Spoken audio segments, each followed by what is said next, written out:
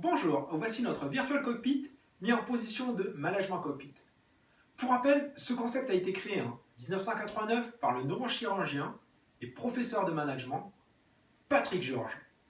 Ce spécialiste du cerveau humain a créé le Management Cockpit dans le but notamment de rendre les managers plus intelligents. En citant son livre, Le Management Cockpit, paru en 2002, je dirais un premier argument: les activités vont être mieux mesurées, plus précisément, plus fréquemment. Et comme l'on sait, ce qui est mesuré est fait.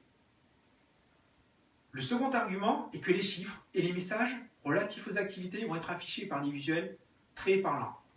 En grand, en clair, avec comparaison, avec objectif, avec limite, aux yeux de tous.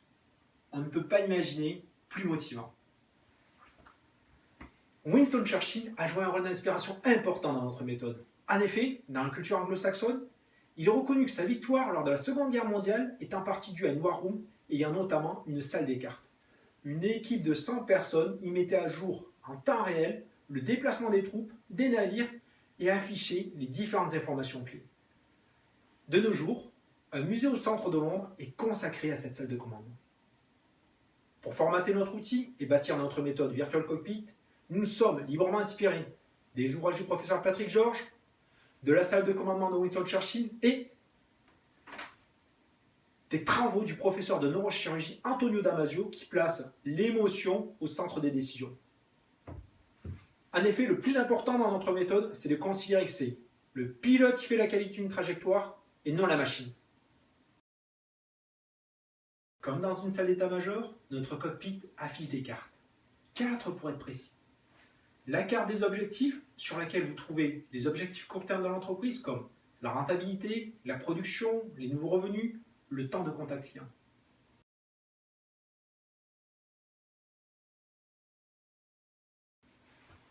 La carte des freins, ou plus communément, tout ce qui vous empêche d'atteindre vos objectifs. C'est par exemple votre position sur le marché, l'état de santé des clients, l'état de forme des concurrents, les variables d'achat.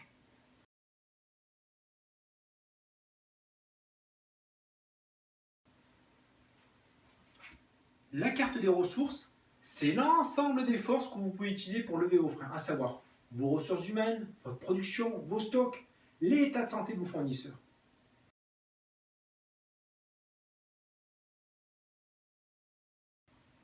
La carte de la stratégie contient votre politique à 5 ans ou à 10 ans, les projets d'optimisation ou les projets innovants. C'est en quelque sorte votre culture, votre ADN. Vous devez respecter votre ligne stratégique pour rassurer vos collaborateurs, vos clients, vos actionnaires, vos fournisseurs.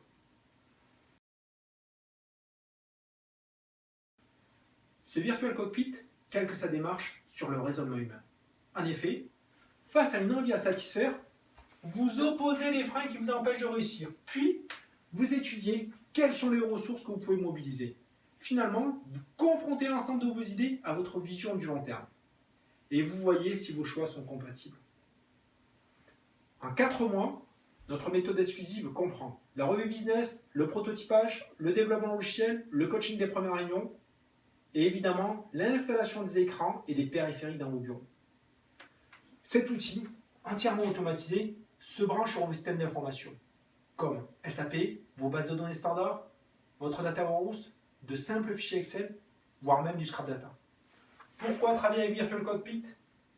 Parce que nous sommes la seule entreprise à maîtriser l'intégralité des étapes et les seuls à proposer une solution 100% clé en main. Nous sommes le spécialiste des cockpits. Pour vos yeux, Virtual Cockpit, c'est la promesse de commander avec un panorama d'ensemble de vos business. Pour vos neurones, Virtual Cockpit, c'est la promesse de sentir, d'entendre et de voir votre futur.